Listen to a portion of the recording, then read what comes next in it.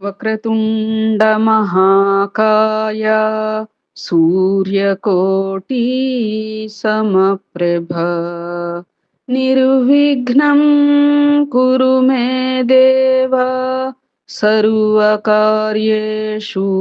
సర్వదా గురు బ్రహ్మా గురుర్విష్ణు గురుర్దేవో మహేశ్వరః గురు సాక్షాత్ పరబ్రహ్మ తస్మై శ్రీ గురవే నమః.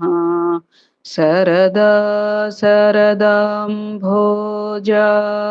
వదనా వదనాంబుజే సర్వదా సర్వదాస్మాకం సన్నిధిః సన్నిధిం క్రియాత్. ఓం గం గణపతయే నమః. సద్గురవే నమః. శ్రీ మహాసరస్వత్యై నమః.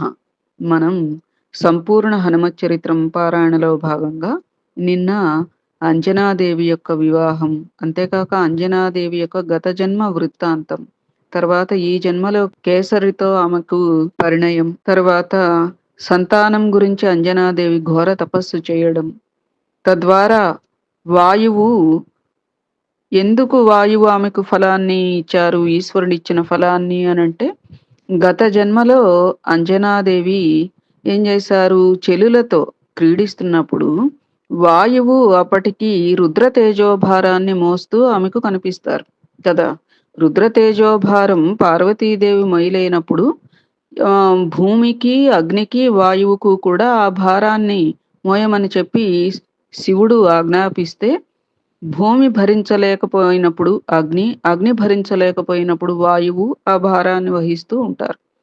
అయితే అట్లా మోయలేని భారాన్ని మోస్తూ బాగా అలసటతోనూ రొప్పుతూనూ ఆయాసంతోనూ ఉన్నటువంటి వాయువుని చూచి గత జన్మలో అంజనాదేవి నవ్వినప్పుడు, ఏ రుద్రభారాన్ని అయితే నేను మోస్తున్నప్పుడు నువ్వు పరిహసించావో ఆ రుద్రభారాన్ని నీ గర్భాన ధరించి రుద్రాంశతో పుత్రుడికి జన్మనిస్తావు అని చెప్పి ఒక రకమైనటువంటి శాపము ప్లస్ లోక కళ్యాణార్థం అన్నట్లుగా వాయువు శపిస్తారు కదా. ఆ రీత్యా అంజనాదేవికి తర్వాత ఈ జన్మలో కేసరితో వివాహమైనాక సంతానం కోసం అని చెప్పి వాళ్ళు ఎన్నెన్నో వ్రతాలు నోములు అన్నీ ఆచరించినాక అప్పుడు ఇహ తపం ఆచరించడం మొదలెడుతుంది. తపస్సు చేయమన్నది ఎవరు? ధర్మదేవత ఎరుక చెప్తుంది కదమ్మా. ఎరుక చెప్తే వాయుదేవుని గూర్చి తపస్సు చేయమంటారు. సరే అని చెప్పి అప్పుడు కేసరి స్థల నిర్ణయం చేస్తారు. చేసినాక వాయుదేవుని గూర్చి ఘోర తపస్సు, అన్ని ఋతువులలోనూ కూడా అనేక కష్టాలు పడుతూ అతి ఘోరమైనటువంటి తపస్సు చేస్తుంది అంజనాదేవి. అప్పుడు ఇంకా ఉపేక్షించడం న్యాయం కాదు అని చెప్పి తన యందు నిక్షిప్తం చేసినటువంటి రుద్ర తేజాన్ని ఫల రూపంలో ఆ యొక్క అంజనాదేవి ముందు ఉంచుతారన్నమాట వాయుదేవుడు. ఆ ఫలాన్ని ఆరగించి అంజనాదేవి గర్భం దాలుస్తారు. అంతవరకు మనం చెప్పుకున్నాం కదా. అయితే అసలు తపస్సులో ఉన్నటువంటి అంజనాదేవికి గర్భం ఎట్లా వచ్చింది అనేటువంటి అంశం తెలియక ఆమె ఎంతో ఆందోళన పడుతూ ఉన్నటువంటి ఘట్టాలు, ఆంజనేయుని యొక్క జన్మం, ఇవన్నీ కూడా మనం ఈ రోజు పారాయణలో తెలుసుకోబోతున్నాం. పారాయణ ఆరంభించుకుందాం. శ్రీ సీతారామ లక్ష్మణ భరత శత్రుఘ్న సహిత హనుమతే నమః. గర్భం తెలియక అంజన దుఃఖించుట. ఈ విధంగా ప్రకటితమైన గర్భ చిహ్నాలను గమనించి అంజన భయ విస్మయాలతో కంపించి, పతిని ఎడబాసి తపస్సులో ఉన్న నాకు ఈ గర్భం ఎలా సంప్రాప్తమైంది? దీనిని కన్నవారు విన్నవారు నవ్వరా? ఎదుటివారి ముందు ఎన్ని కళ్ళలైనా ఆడవచ్చు గాని మనసెరుగని కళ్ళ ఒడలెరుగని శివం ఉంటుందా? తాళి కట్టిన భర్తకు తప్పక చెప్పి ఇందులో నా తప్పేహీ లేదు అని ఎలా ఒప్పించాలి అని పరితాప భారంతో కృంగిపోతున్న వేళ కపూరపు పలుకుల పరిమళం సుధారస మాధుర్యము కలబోసినట్లు గగన భారతి ఇలా పలికింది. ఆకాశవాణి చెప్పారు గగన భారతి. బాల, చింతించకు. మున్ను మర్కట రూపంలో శివపార్వతులు వనంలో క్రీడించిన వేళ రుద్రతేజాన్ని భరింప పార్వతి అశక్తురాలైన కారణంగా వరుసగా భూమియందు, అగ్నియందు, వాయువునందు దానిని నిక్షిప్తం చేయడం జరిగింది. ఆ తేజాన్ని ఫలరూపంలో వాయువుని ఎందు గర్భీకరించాడు. శివుడే ప్రత్యక్షంగా నీ గర్భాన ఉదయించబోతున్నాడు. పుట్టబోయే శిశువు సామాన్యుడు కాడు. ఆర్య సంభావిత దివ్యకీర్తి, సకల దేవతా కోటి కిరీట మాణిక్య కాంతి పుంజ శోభావహమూర్తి, శ్రీరామపాద సేవానురక్తి గల వాయుపుత్రుడు అని పలుకగా వాయువు కూడా ఆ విషయాన్నే ప్రమాణీకరించి, దీనిని నీ భర్తకు యథాతథంగా విన్నవించు, నీ శీలం కళంకితం కాకుండా వరమిస్తున్నాను అని అదృశ్యుడయ్యాడు. అంజన తన భర్తతో ఆద్యంతము తెలియచెప్పి, సంతానం లేదనే వంత తీరిందిలే అనే సంతోషంతో ఆ దంపతులు వేడుకలలో మునిగిపోయారు. ఆంజనేయుని జననమమ్మ అంశం. ఆ రుద్రతేజాన్ని 12 మాసాలు గర్భాన ధరించి సూర్యాది నవగ్రహాలు శుభస్థితిలో ఉన్న వేళ, త్రిలోక పావనమైన శుభతరుణంలో త్రిలోక పావనుడైన కుమారుని కన్నది అంజన. ఆ కుమారోదయ వేళ ఆకాశం నిర్మలంగా ప్రకాశించింది. దిక్కులన్నీ కౌముది వికాసంతో తెలివొందినాయి. విరించి వాహనమైన రాయంచ కలకూజితం చేసింది. వైకుంఠంలో సుపర్ణుడు రెక్కలు విప్పి ఆడాడు. కైలాసంలో నంది రంకెవేసింది. ఐరావతం ఆకాశగంగలో జల్లులాడింది. కుమారస్వామి వాహనమైన నెమలి పురువిప్పి నృత్యం చేసింది. ఋతువు కాని వేళ పుష్పవనాలన్నీ పరిమళాన్ని వెదజల్లాయి. పుడమిదేవి పులకాంకితం కాగా సస్యాలన్నీ ఆలస్యానికోర్వక శీఘ్రంగా ఫలించినాయి. శీతల మలయానిలం మందగమనంతో అందరికీ అమితానందాన్ని సమకూర్చింది. దిక్కులన్నీ పారిజాత పూల పరిమళంతో గుబాళించాయి. పుట్టిన పాపడు పుడుతూనే బాలబ్రహ్మచారిలా జన్మించినాడు. అంజన కన్ను తెరిచి చూచేసరికి ఎలా ఉంది ఆ రూపం! నిడుదైన వాలం, శంకరతుల్యమైన బలం, పచ్చని చూపులు, పగడపు మేనిఛాయ, ఒంటిపోచ జంధ్యం, బంగారు మౌంజి, కుండలాల కాంతులు, క్రొత్తదైన పట్టుపుట్టం. పుట్టిన బాలబ్రహ్మచారిని చూచి అంజనాకేసరులు పట్టరాని సంతోషంతో, నేడు గదా మా తపస్సు ఫలించింది అనే పరమానందంతో పండిత మండలికి సత్కారాన్ని జరిపి ఆంజనేయుడు అనే నామకరణం చేశారు. ఒకరోజు అంజన తన కన్న కుమారుని కౌగలించుకొని, రారా నా తపఫలమా, నా నోముల పంట రారా, ఇంచుకసేపు ఆకలి కోర్చుకో, పోరు పెట్టమోకు, వనంలోకి వెళ్లి ఫలాలను తెస్తాను అని కానలకేగింది. తల్లి అలా వెళ్ళగా చూచిన పాపడు ఆకలితో వాపోతూ తూర్పు దిక్కుకు చూచాడు. తదుపరి అంశం పండని భ్రమించి ఉదయ సూర్యుని పట్టబోవుట. అరుణారుణ ప్రభలతో అప్పుడే ఉదయిస్తున్న సూర్యబింబం ఒక పండులా తోచింది పాపనికి. తోచిందే తడవుగా జాగుసేయక వాయుపుత్రుడు దానిని పట్టుకొని తిందామనే భ్రాంతితో శరభంలా గర్జిస్తూ ప్రళయకాల భయంకర భృకుటి దుర్నిరీక్ష దుస్సహ తేజో మహిమతో సంహార తాండవం చేసే రుద్రునిలా గగనానికి ఎగిరాడు. ఆంజనేయుని గమన వేగానికి ఒక్క పెట్టున సప్త సముద్రాలు ఘూర్ణిల్లాయి. సప్త పాతాళాలతో భూమి ఉయ్యాలలూగింది. అష్ట దిగ్గజాలు అదిరిపడి మూర్ఛిల్లినాయి. కుల పర్వతాలు కూలిపోతున్నాయి. దిక్కులన్నీ తెగుపడుతున్నాయి. ఉదధులన్నీ ఉడికెత్తిపోతున్నాయి. విరించి మనస్సు భయోత్పాతాలతో క్షోభించింది.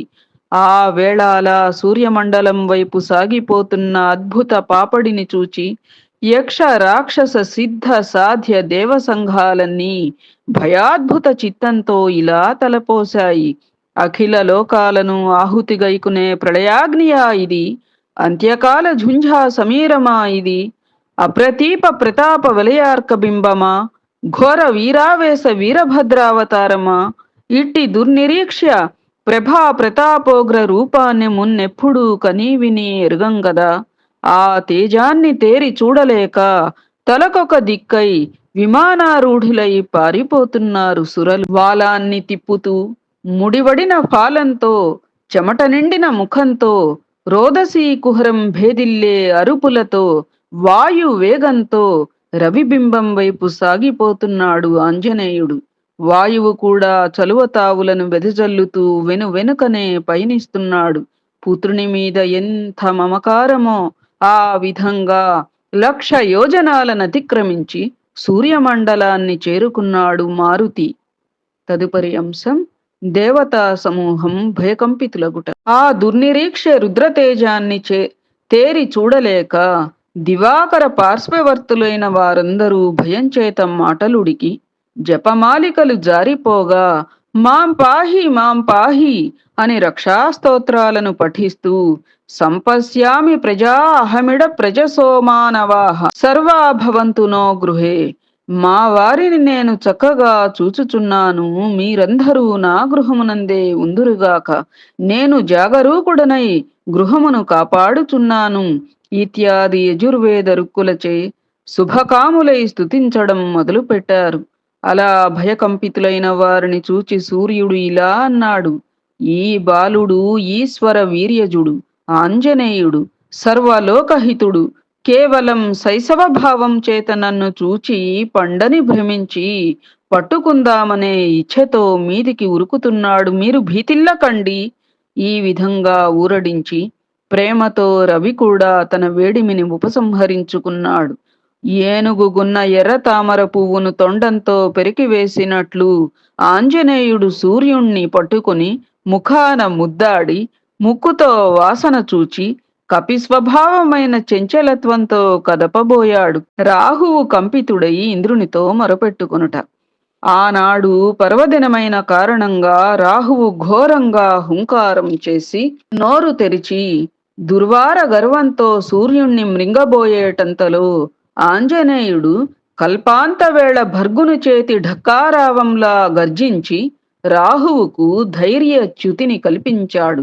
భయపెట్టబోయి తానే భయపడిన చందంగా రాహువు వెనుకకు తిరిగి తిరిగి చూస్తూ దిగులుతో ఈ ఈ విధమంతా తెలియచెప్పే నిమిత్తమై స్వర్గపురిని చేరుకున్నాడు. అక్కడ జంభారి వేడుకల సంరంభంలో మునిగి ఉన్నాడు ఇంద్రుడన్నమాట.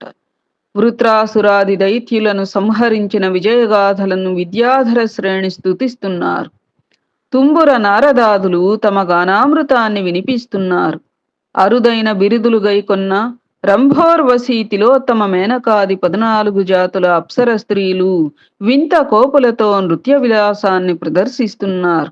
సకల దేవతా సమూహం కృతమస్తకాంజలులై వినతులు సమర్పిస్తున్నారు. సుధర్మ సభా భవనాంతర చింతామణి భద్రపీఠంపై కన్నుల పండువుగా నిండు పేరోలగంతో దేవతా మండలేశ్వరుడు వైభవ శ్రీలతో వెలిగిపోతున్నాడు. అలా నృత్యగాన విలాసాదులతో ప్రొద్దుపుచ్చుతున్న పురంధరుణ్ణి చూచి వడలు మండి ఇలా అన్నాడు రాహువు: దేవరాజా, నీవు సకల సద్గుణ రాశివి, కాకపోతే ఏమిటిదంతా? ఎంతసేపు విద్యాధరుల స్తోత్ర పాఠాలతో అప్సర స్త్రీల నృత్యగాన విలాసాలతో ప్రొద్దుపుచ్చటమేనా? ఇతర బాధ్యతలేహీ నీకు పట్టవా? ఇందుకైనా స్వర్గాధిపత్యం నీకు కట్టబెట్టింది? అభంగ ఆకాశ గంగోత్తుంగ తరంగ మాలికా డోలికా కేళి విలాసాలు, క్షీరసాగర సముద్భూత అమృతపాన మత్త విశేష నందనవని విహారాలు, సుధారసపాన అప్సరహ మత్తకామిని ఆలింగన సౌభాగ్యాలు, ఇవే నిర్జర సార్వభౌముని నిత్యకృత్యాలనుకుంటే శతముఖునివైన నీ వరకు ఎందుకు? ఏ అనామకుడైనా ఈ పనిని నీకంటే చక్కగా చేయగలడు, నెరవేర్చగలడు. రాహువు ఎత్తి పొడుపు మాటలకు సభంతా చిత్తరువులా స్తంభించింది. అంటే కదలిక లేకుండా చిత్రంలాగా అన్నట్టుగా. అమరేంద్రుడు ఆగ్రహంతో వజ్రాయుధాన్ని ఝుళిపించి వచ్చిన ముప్పేమిటి అన్నట్లుగా కెంపులవాన కురిసినట్లు 1000 కన్నుల నిప్పులురాలుగా రాహువు వైపు చూచాడు. అప్పుడు రాహువు ఇలా అన్నాడు: సిగ్గుమాలి చెప్పాల్సి వస్తోంది అమరేంద్ర, విను. ఈరోజు పర్వదినం. నేటి ఉషఃకాలం రవిబింబాన్ని పట్టుకుందామని దిట్టతనంతో సమీపించగా అంతకు ముందే నా పాలిట వింతరాహువై కనిపించి నన్ను గ్రుడ్లురుమి తరిమాడు ఒక బాలుడు. భక్షణ సంగతి దేవుడెరుగు, బ్రతికితే చాలనుకుని భయంతో పారిపోయి ఇలా వచ్చేశాను. రాక్షసికి ప్రోక్షసి అనే సామెత నా పట్ల నిజమై నా పాలి ఎముడైనాడు ఆ బాలుడు. వాసవ, నీవు సత్యపతివి కదా, నన్ను చంద్ర దినేంద్ర గ్రసనాధిపతిగా నియమించి నాకంటే వేరొక బలాఢ్యునికి తిరిగి ఆ ఆధిపత్యాన్ని కట్టబెట్టడం తగునా? ఈ విధంగా భయకంపితుడై పలికిన రాహువు మాటలు విని మిట్టిపడి మఘవుడు ఇలా అన్నాడు: ఏమేమి, ఇట్టి విధం మేమెప్పుడూ వినలేదే. కేవలం కశ్చిదనామకుడు ఒకడు దిట్టతనంతో నా ఆధిపత్యాన్ని నెట్టి ఆదిత్యుణ్ణి పట్టాడా? విధి కట్టడి నెట్ట చూస్తున్న ఆ జగజ్జెట్టిని మట్టు పెట్టాల్సిందే, విచారపడకు. నిర్భయంగా నా వెంటరా. వృత్రాది దైత్యాహంకార గర్వ నిర్మూలన సామర్థ్యమైన వజ్రాయుధం నా హస్తాన్ని అలంకరించి ఉండగా నీకొచ్చిన ఆపద ఏహీ లేదు. దిక్పాలక సార్వభౌముణ్ణైన నేను నీ చెంత నిలుస్తాను. నీ కర్తవ్యాన్ని నిర్వహించురా. పారిజాత పుష్పమాలాలంకృతమైన ఈ ఐరావతాన్ని అధిరోహించు. ఇలా ధైర్యవచనాలను పలికిన వాసవుడు వెంటరాగా సిద్ధ సాధ్యులు సాహా నినాదాలు చేస్తూ ఉండగా దుర్వార పరాక్రమోపేతులై గీర్వాణులు సర్వసమర్థులై తోడురాగా భయ విహ్వలుడైన రాహువు ధైర్యాన్ని వహించి కాలాంబుద ఛాయ తన కరాళ దంష్ట్రలతో దినరాజును పట్టబోయాడు. అలా రాహువు కోరల మధ్య చిక్కిన రవిబింబాన్ని చూచి మంచి పండని భ్రమించి కహకహారావంతో దిక్కులల్లాడ నోరు తెరిచి ఉగ్ర నరసింహుని వలె వాయువేగంతో రాహువును రవిని కలిపి మృంగబోయాడు మారుతాత్మజుడైన ఆంజనేయుడు. ఇద్దరిని కలిపి మింగేసైపోతున్నట్ట. అది తదుపరి అంశం. ఇంద్రుడు ఆంజనేయుని వజ్రాయుధంతో కొట్టుట, వాయువు స్తంభించుట. తదుపరి అంశం. ఇంద్రుడు ఆంజనేయుని వజ్రాయుధంతో కొట్టుట, వాయువు స్తంభించుట. ప్రమాదాన్ని పసిగట్టిన రాహువు ప్రాణభీతితో పలాయితుడై ఇంద్రుని సన్నిధికి వచ్చి, ఈ అర్భకుడిదే నన్ను చంపబోతున్నాడు, నన్ను నిర్భీకుని చేయవలసింది అని ప్రార్థించినాడు. అంత జంభారి ఈ పాటిదానికి వెరపేటికని స్వర్భానుని ఊరడించి దంభోళి జుళిపించి, ఈ వజ్రాయుధంతో వాణ్ణి తుత్తునియలు చేస్తాను చూడు అని దుర్వార గర్వాటోపహంతో కుంభస్థలంపై ఒక్క పోటు పొడిచి ఐరావతాన్ని బాలునిపైకి దూకించినాడు. సంభృత మద విభ్రమంతో ఒప్పారుతూ ఉన్న దంతావళం అంకుశాఘాతానికి రెచ్చిపోయి కొండలా ముందుకు దూకింది. విష్ణుపథం నుండి శివ జటాజూటం మీదికి దూకుతున్న గంగల ఘీంకరిస్తూ వస్తున్న ఐరావతాన్ని చూచాడు బాలుడు. తన మనస్సులో ఇలా అనుకున్నాడు: ధవళ దీప్తులతో దీపిస్తూ ఉన్నది ఈ పండు, దీనిని తిని నా ఆకలి బాధను తీర్చుకుంటాను అని సంకల్పించి ప్రళయ ఝుంఝామారుతంలా విక్రమించి పట్టుకుపోయేసరికి భీతితో ఐరావతం గర్వముడిగి శరత్కాల మేఘంలా పరుగులు తీసింది. అప్పుడు జంభారి సామీరి ఆటోపాన్ని సహింపలేక సంహృత రోష కషాయితాక్షుడై హుంకార సంరంభంతో శతకోటి సంపాలత కాంతులు వ్యోమమండలమంతా వ్యాపింపగా అద్రిభేదన సమర్థమైన దంభోళిని ఎత్తి అంజనాసుతుని కుండల ద్యుతులతో మెరిసిపోయే చివురుటాకు వంటి నునులేత చెక్కిలిపై తన బాహుబలమంతా ప్రయోగించి భీకరంగా దెబ్బ కొట్టాడు సాయిరాం. అప్రతీప ప్రతాపంతో అఖండల మండలేశ్వరుడు క్రకచ దంష్ట్రాకరాళమైన నూరంచుల కత్తితో కొట్టిన దెబ్బకు అసలే ఆకలితో అలమటిస్తూ ఉన్న బాలుడు ఉదయాద్రి మీద వివసుడై మూర్ఛపోయినాడు. తన ముద్దుల పట్టి దుర్దశ చూచి చింతాక్రాంత స్వాంతుడైన సమీరుడు బాహ్యాభ్యంతర సంచారం మాని క్రోధంతో స్తబ్దుడయ్యాడు. వాయుదేవుడు స్తంభించేశాడనమాట గాలిని. పుత్రుని కానక అంజనాదేవి శోకించుట. దేవి, జగదాశ్చర్యకరము పరమ పావనము అయినటువంటి ఆంజనేయుని వృత్తాంతాన్ని సవిస్తరంగా చెబుతున్నాను వినుము అని ఎవరంటున్నారు? రాముల వారు సీతాదేవితో అంటున్నారు. సీతాదేవి అడిగారు కదా చెప్పమని చెప్పి. అది ఫలాలను తెచ్చే నిమిత్తమై వనానికి వెళ్ళిన అంజన తిరిగి వచ్చి పానుపు మీద బాలుడు లేకపోయేసరికి ధైర్యాన్ని కోల్పోయి నేలకూలి నిట్టూర్పులు విడుస్తూ ఇలా శోకించింది: హా కుమార కులభూషణ వంశోద్ధారక, నీ ఆకలి చిచ్చును చల్లార్చటం కోసం ఫలాలకై వనానికి వెళ్ళి వచ్చేటంతలో ఇంతలోనే ఎక్కడికి వెళ్ళావురా తండ్రి? వనంలోని క్రూర మృగాలు వాటి ఆకలి చిచ్చు చల్లార్చుకోవడానికి నిన్నెక్కడికైనా తీసుకుని పోయాయా? ఇట్టే నా వాంఛితాన్ని నెరవేర్చి అట్టే ఎడబాటు కలిగించిన ఆ దైవాన్ని ఏమనాలి? నా తపఃఫలమా? నా తపస్సంతా వ్యర్థమైనట్లేనా? అమ్మ మంచి మంచి ఫలాలను తెస్తుందని ఎంత ఆశతో ఎదురు చూచావో కదా! ఇవిగో పండ్లు ఎవరు తింటారు తండ్రి? ఆటలకై ఎక్కడికైనా వెళ్ళావా? లేదా నే రావడం ఆలస్యమైందని అలిగి వెళ్ళావా?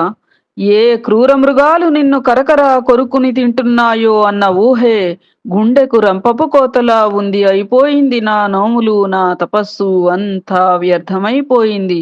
నాకన్నా నీవు లేకుండా నేను ఎలాగురా బ్రతికేది అని ఈ విధంగా సుందరుడు సుకుమారుడు అయిన కుమారుని కొరకు పలవరిస్తూ ఉన్న భార్యను చూచి త్రికాల జ్ఞాని అయిన కేసరి ఓదారుస్తూ ఇలా అన్నాడు. కేసరి అంజనను ఊరడించుట. దేవీ అంజనా, శోకించకు. పరమేశ్వరుని వరప్రభావంతో జన్మించిన మన కుమారునికి వచ్చిన ముప్పు ఏమీ లేదు. జరిగింది చెబుతాను వినుము. బాలభానుడిని చూచి పండని భ్రమించి గగనానికి ఎగిరాడు మన బాలుడు. ఈ రోజు పర్వదినమైన కారణంగా సూర్యుణ్ణి మృంగుదామని పొంచియున్నాడు రాహువు. పిల్లవాని కంటికి నేరేడు పండులా కనిపించాడు రాహువు. ఆ భ్రమతో రాహువును గుటుక్కున నోట్లో వేసుకోబోయాడు. ప్రాణభయంతో పరిగెత్తి ఇంద్రుని దగ్గర మొరపెట్టుకున్నాడు రాహువు. దేవేంద్రుడు ఆగ్రహంతో మన పిల్లవాడి క్రింది దవడ మీద వజ్రాయుధంతో భేదించాడు. ప్రస్తుతం ఉదయాద్రి మీద స్పృహ లేక పడియున్నాడు మన బాలుడు. వరపుత్రుడైన ఆంజనేయుణ్ణి కంటికి రెప్పలా కాపాడుకుంటున్న వాయువు శోకంతో స్తంభించినాడు. శీఘ్రంగా సకల మహిమలు నీ కుమారునికి సంప్రాప్తిస్తాయి. శోకాన్ని విడిచిపెట్టు, మనకు శుభం కలుగుతుంది. కేసరి పలుకులు అంజనకు దాహంతో అలమటించిపోతున్న చేతకి నోటపడ్డ వానచినుకుల్లా తోచి ఖేదమోదాలు రెండూ ఏకకాలమందు సంప్రాప్తించగా కొంతసేపటికి బురడిల్లింది. తదుపరి రేపు కొనసాగించుకుందామమ్మా. ఏతత్ ఫలం సర్వం సద్గురు చరణారవిందార్పణమస్తు. సద్గురవే నమః. శ్రీమాత్రే నమః. శ్రీ సీతారామ లక్ష్మణ భరత శత్రుఘ్న సహిత హనుమతే నమః.